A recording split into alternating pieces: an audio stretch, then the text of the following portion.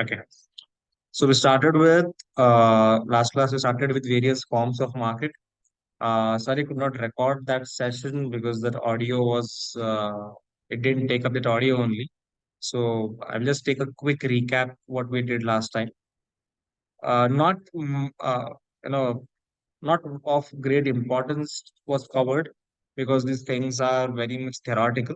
But we just took a look on various aspects given in that topic. We just gave a first thought to it. So we understood various pricing strategies.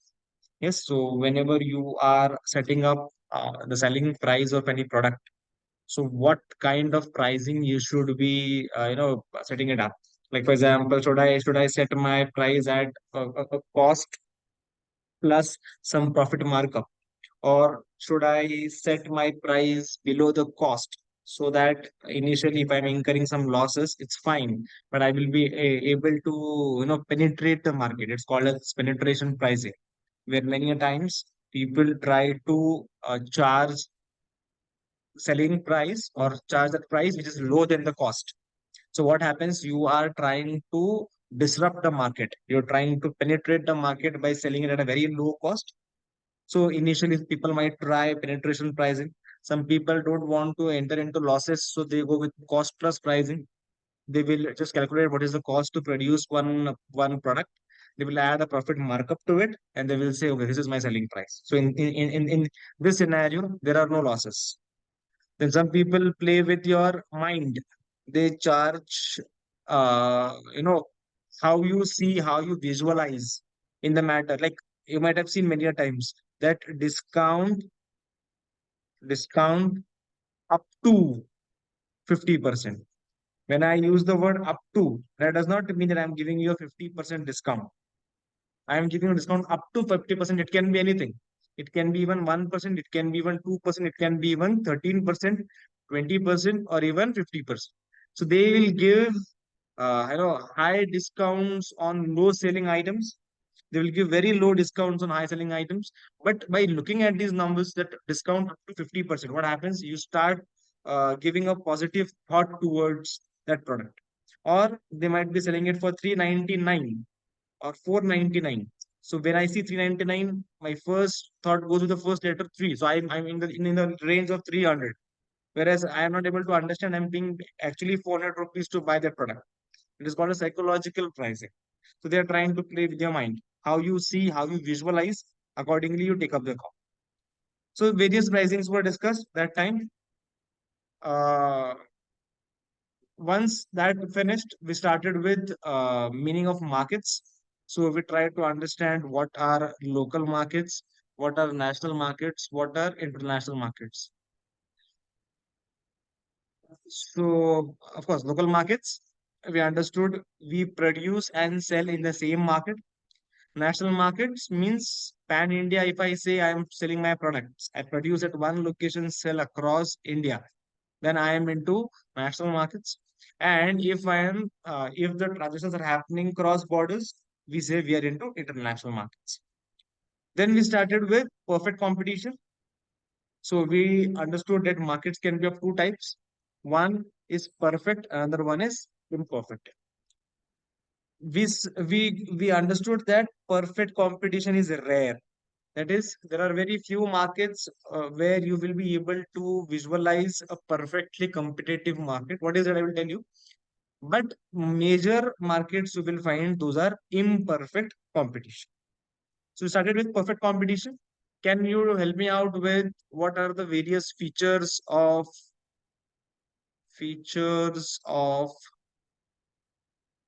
perfect competition? We need to revise a number of times so that the things get registered in your mind. You might be feeling that I know, but you might forget after a week, after 2 weeks. If you want to keep that in your memory and it should be easy to retrieve, then we should have a small revision of that topic. Even if you go through once, just see the terms, see the headings, you will get a fair idea what that concept talks about. Even if you get that, it will remain in a memory. So my intention for this revision is what? That you don't forget. Yes, we discussed various features. If you can just one by one tell me what are the various features of perfect competition.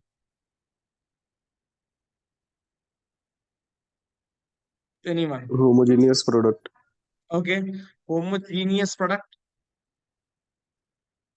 Homogeneous product. Homogeneous means same products. So they are same in size, in shape, in features, in characteristics, in usage. Means there are large number of buyers, large number of buyers. There are large number of sellers, and all the sellers are selling homogeneous products. It is same product. When I say large number of sellers, that means a buyer has a choice. I can purchase from you or I can purchase from anyone over here. When I say large number of buyers, that means sellers have access to a great big market.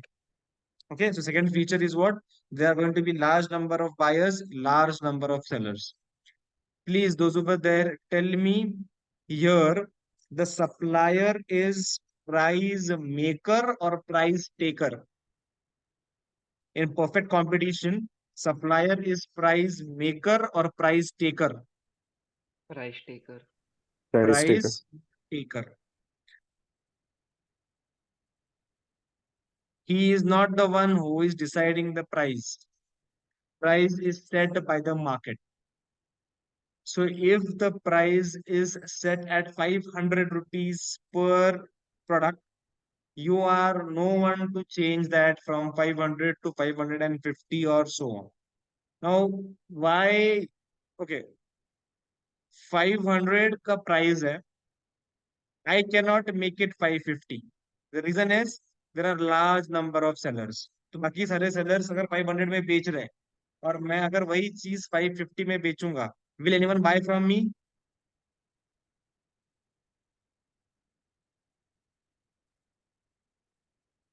अगर नहीं। कोई चीज जो 500 की है, सबको पता है 500 में मिलता है, मैं अगर वो 550 में बेचूंगा तो anyone will buy from me?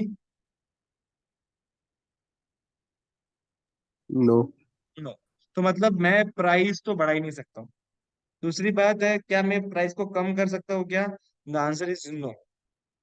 आप प्राइस को कम भी नहीं कर सकते हो, क्योंकि हम लोग बोलते हैं अगर मैं प्राइस कम करके सेल ज्यादा कर पाऊंगा, अगर मैं प्राइस कम करके ज्यादा बेच पाऊंगा, तो मैं प्राइस कम करूंगा.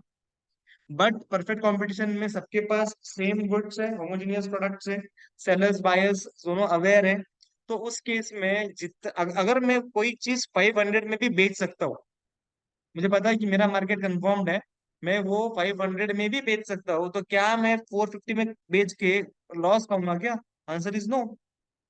क्योंकि मैं प्राइस कम करके मेरा आउटपुट या मेरा सेल्स बढ़ाना पॉसिबल नहीं है. सबका मार्केट शेयर कंफर्म्ड है. तो अगर मैं कोई चीज 500 में कंफर्म बेच सकता हूँ, तो why should I reduce it and make it 450? I can not be doing that. So ना आप प्राइस कम कर सकते हो, ना आप प्राइस बढ़ा सकते हो. Price will remain what the market decides and that will be common for all. So you are not a price maker, you are price taker. That is the third characteristics.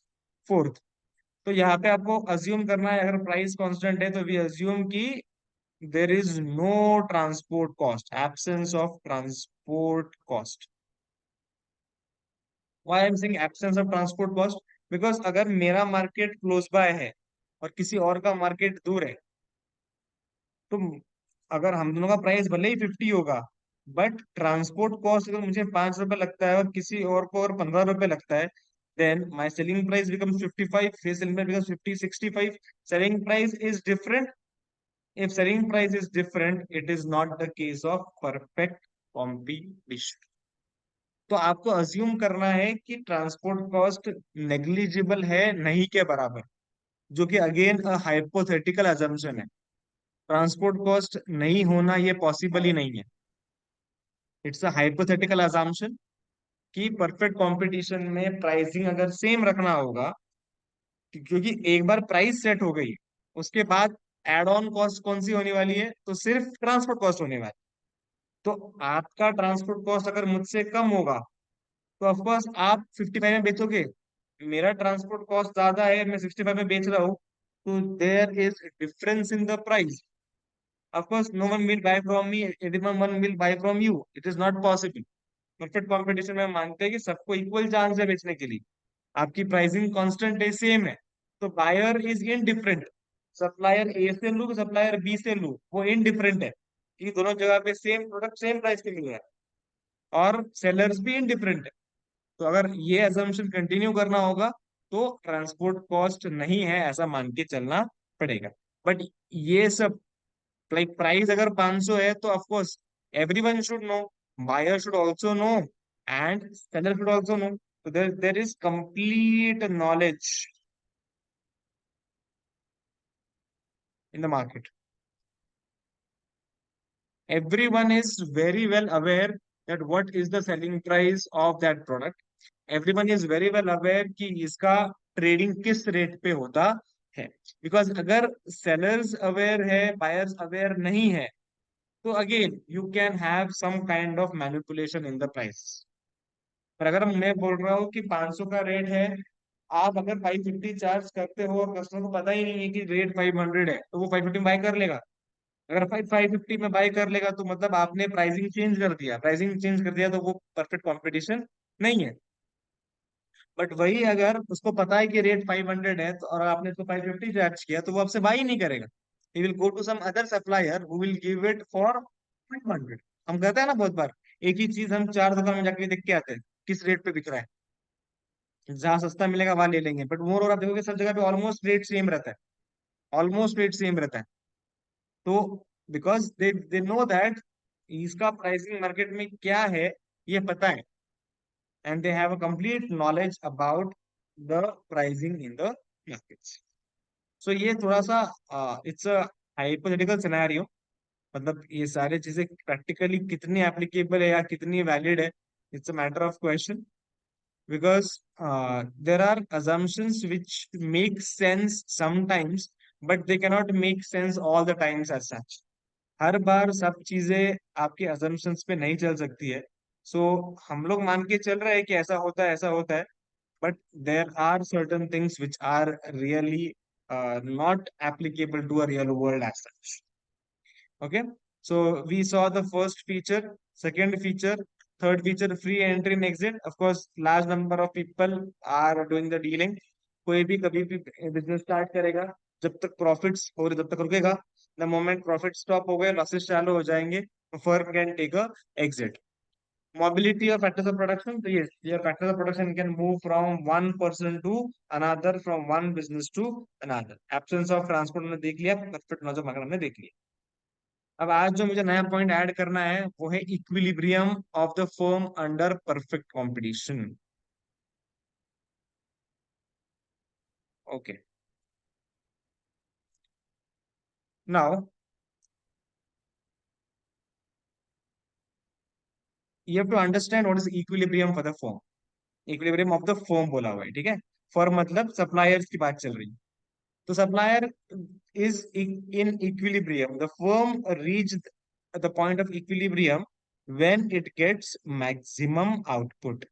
मतलब ऐसा point जहां पे आपका output maximum है, आपका benefit maximum है, वो जो है ना सर्वोच्च लेवल, सबसे हाईएस्ट पोजीशन, जिसके बाद आपको और आउटपुट नहीं मिलेगा और बेनिफिट नहीं मिलेगा, वो जो पॉइंट होगा that will be your equilibrium point.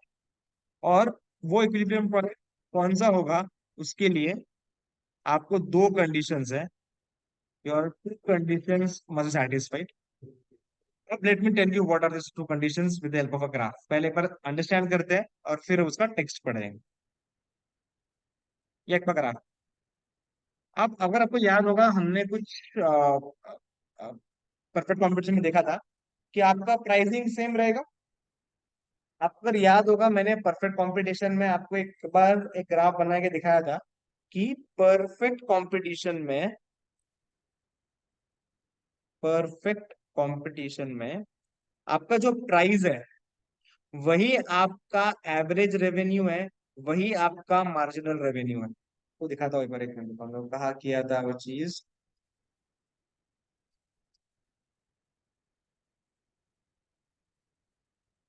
हमने ये पॉइंट डिस्कस किया था लास्ट मॉड्यूल में।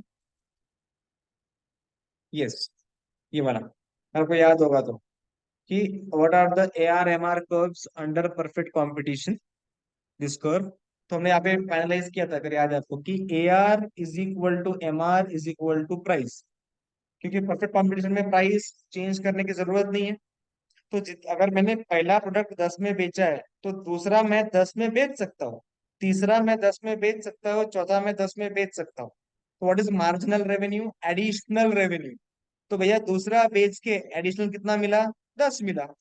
तीसरा बेच के एडिशनल कितना मिला? 10 मिला। चौथा बेच के एडिशनल कितना मिला? 10 मिला।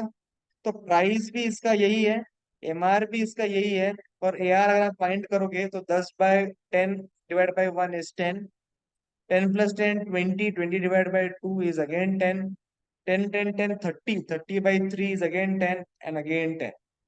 तो average revenue is equal to marginal revenue is equal to price.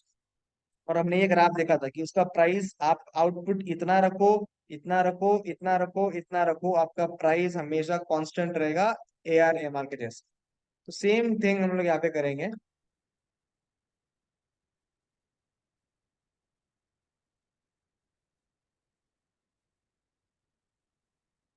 Yes, सो हमने यही बोला कि हमारी प्राइस तो भैया कांस्टेंट है, ये हमारी प्राइस है, और परफेक्ट कंपटीशन में है तो हमारी प्राइस कांस्टेंट रहेगी। अब आई बात कॉस्ट की। तो इसको आप प्राइस बोलो या इसको आप एवरेज रेवेन्यू बोलो। जब जो कॉस्ट है, अगर आपको याद होगा कि इनिशियली क्या होता है, इनिशियली आपकी कॉस्ट बहुत हाई होती है। कॉस्ट कौन सी बात कर रहा हूँ? मार्जिनल कॉस्ट, मतलब एक आउटपुट एडिशनल बनाने का खर्चा। तो पहला यूनिट जब बनता है ना, तब कॉस्ट हाई होती है, क्योंकि आप मार्केट में नए नए हो, आप मार्केट में नए नए हो, आपसे आपके लेबर उतने ट्रेन नहीं है, रॉ मटेरियल पे आप बार्गेनिंग पावर नहीं रख पा रहे, तो आपको महंगी चीजें मिल रही है, नो डिस्काउंट्स, लेबर ज्यादा पैसा मांग रहा है, करेक्ट? तो initially your cost is high. As and when you start increasing your production, आपकी रॉ मटेरियल रिक्वायरमेंट बढ़ जाती है, तो आपको हैवी डिस्काउंट्स मिलना चालू हो जाता है। आपके लेबर्स एफिशिएंट हो जाते हैं, तो उनको काम मिल रहा है, तो आप उनसे उनके वेजेस बार्गेन करोगे। दूसरी बात, उनसे गलतियां कम होंगी, उनसे वेस्टेजेस कम होंगे, लॉसेस कम होंगे। तो धीरे धीरे आपकी कॉस्ट, जैसे जैसे आउटपुट बढ़ता जाएगा वैसे वैसे कम होती जाएगी। जैसे जैसे आउटपुट बढ़ेगा वैसे वैसे आपकी कॉस्ट कम होती जाएगी, कम होती जाएगी, कम होती जाएगी। बट ये कुछ हद तक होगा।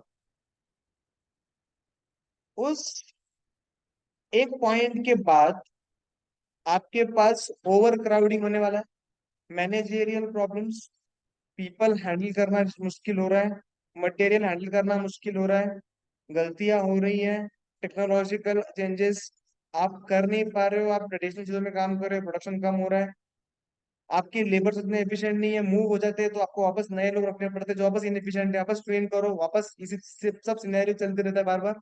सो एक टाइम के बाद आपका जो मार्जिनल कॉस्ट कम हो चुका था, वो वापस बढ़ना चालू हो जाता है।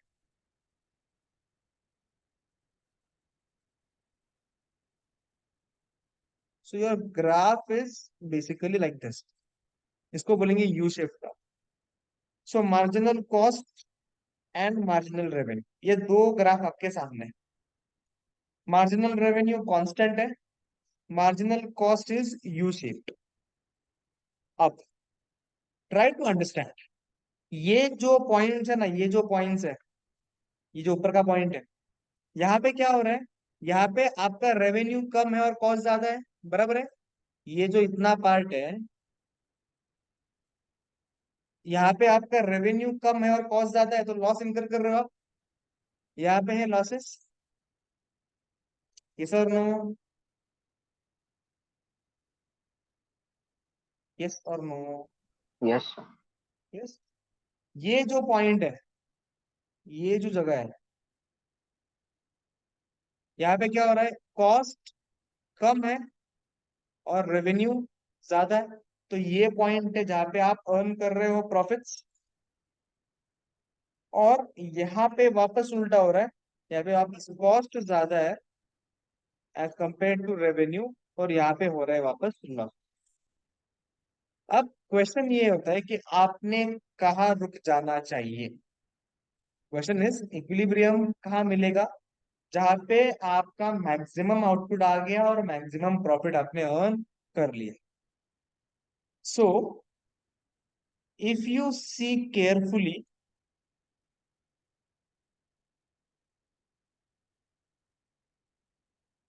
इफ यू सी केयरफुली, अब मुझे यहाँ पे डिसीजन लेना है कि बॉस मैं कहाँ पे रुक जाऊं, where should I stop my production. तो लेट अस सी उन्होंने क्या कंडीशंस दी। पहला कंडीशन दिया है, हमने एक ऐसे पॉइंट पे रुकना चाहिए जहां पे जहां पे मार्जिनल कॉस्ट और मार्जिनल रेवेन्यू इक्वल है। वो बोल रहे हैं अगर आपको इक्विलिब्रियम अचीव करना है, अगर आपको मैक्सिमम आउटपुट अचीव करना है, तो आपको दो कंडीशन सेटिस्फाई करने पड़ेंगे। पहला कंडीशन बोला हुआ है marginal cost is equal to marginal revenue. अब marginal cost is equal to marginal revenue ऐसा अपने साथ दो बार हुआ। एक यहाँ पे हुआ, ये वाला पॉइंट जहां पे एमसी कर्व कट कर रहा है एमआर को, और एक बार यहाँ पे हुआ जहां पे वापस एमसी कर्व कट कर रहा है एमआर को। बराबर है क्या? ये दोनों पॉइंट पे MC is equal to MR, MC is equal to MR, यहाँ पे भी और यहाँ पे भी। करेक्ट?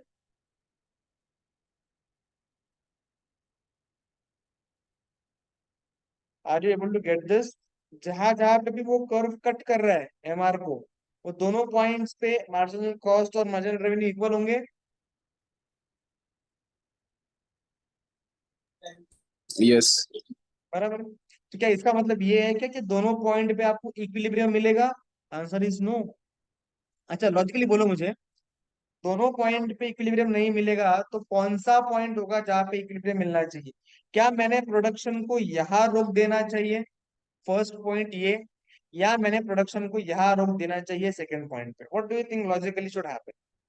क्या आपने फर्स्ट पॉइंट अचीव हो गया MC is equal to MR, क्या वहां पे प्रोडक्शन रोक देना चाहिए, कि सेकंड पॉइंट पे वहां पे जहां पे वापस एमसी इक्वल टू एमआर हुआ वहां पे रुकना चाहिए? Which point as per you should be the equilibrium point, कहाँ पे रुकना चाहिए? Put in the chat box, one या two. Second. Second, okay. Everyone please think and tell me कहाँ पे रुक जाना चाहिए, वन पे कि टू पे? Vaibhav is saying eight two, Aditya is saying eight two. Okay,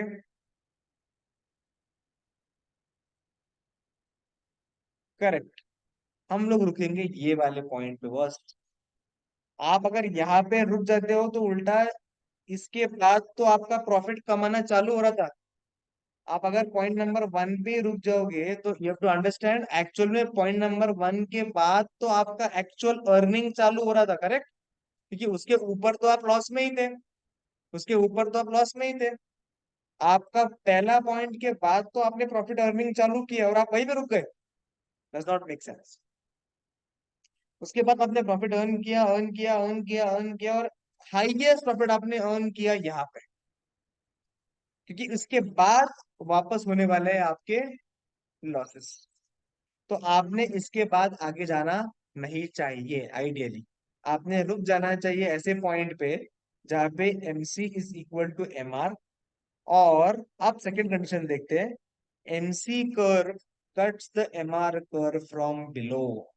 अब देखो, यहाँ पे ये आपका एमसी कर्व है और ये आपका एमआर का लाइन। यहाँ पे जो एमसी कर्व कट कर रहा है, ये कट कर रहा है फ्रॉम बिलो की फ्रॉम अबाव? यहाँ पे ये कट कर रहा है फ्रॉम बिलो की फ्रॉम अबाव?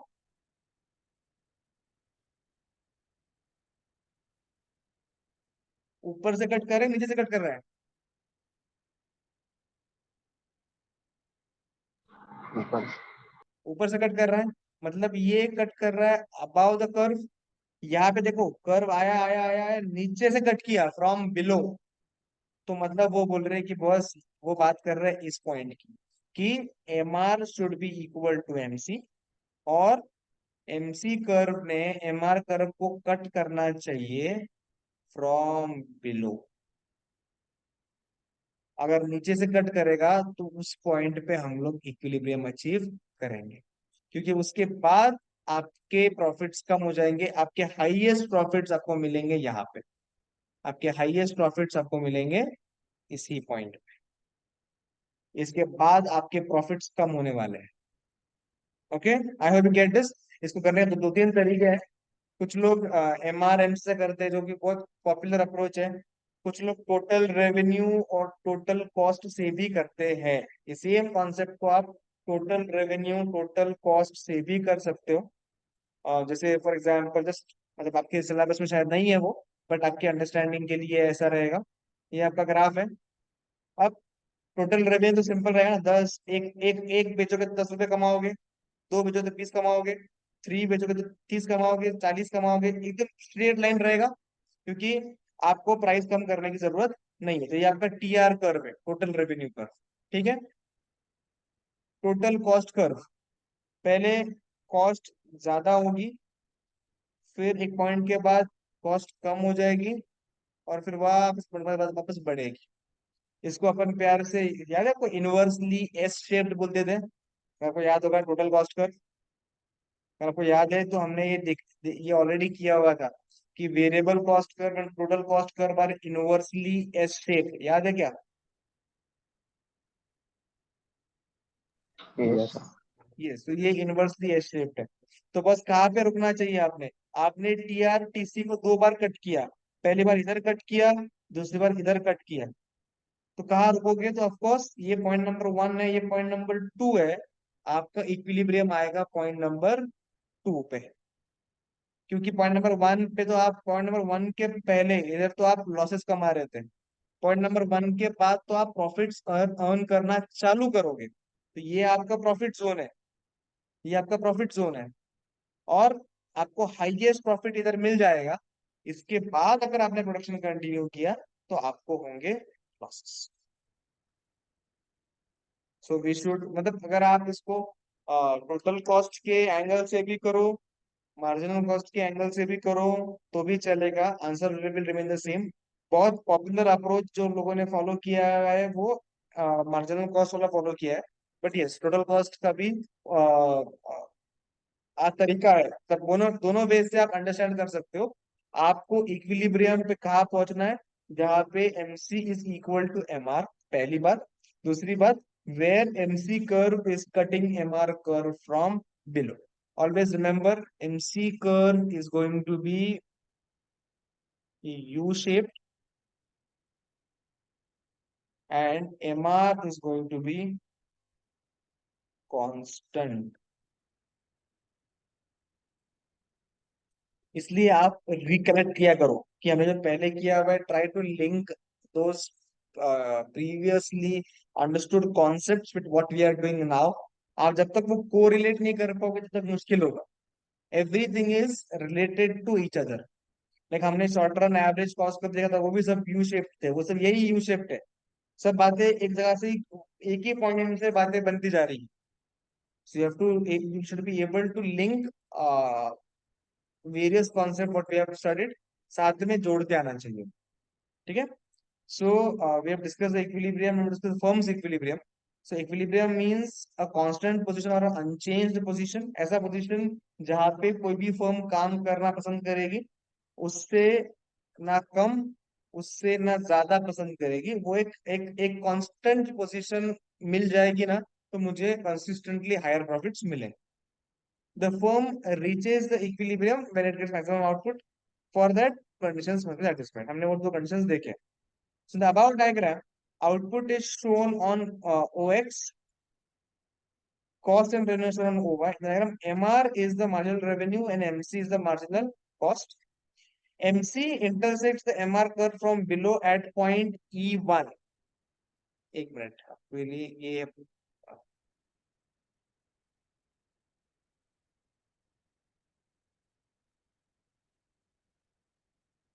ये point E1।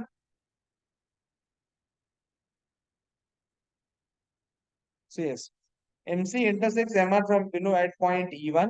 It means that at point E1, two conditions are satisfied, and so the equilibrium output is determined as M1. मतलब इतने आउटपुट पे आपने रुक जाना चाहिए, या इतना आपका कांस्टेंट आउटपुट होना चाहिए. You should not be increasing the output beyond M1 because you are getting maximum profits at the point of M1 as such. Any doubt up to this stage? Just let me know. Any doubt up to this stage? No. All are good.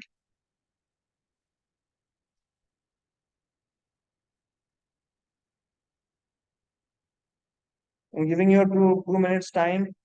एक बार जरा try to convince yourself that is I have got this.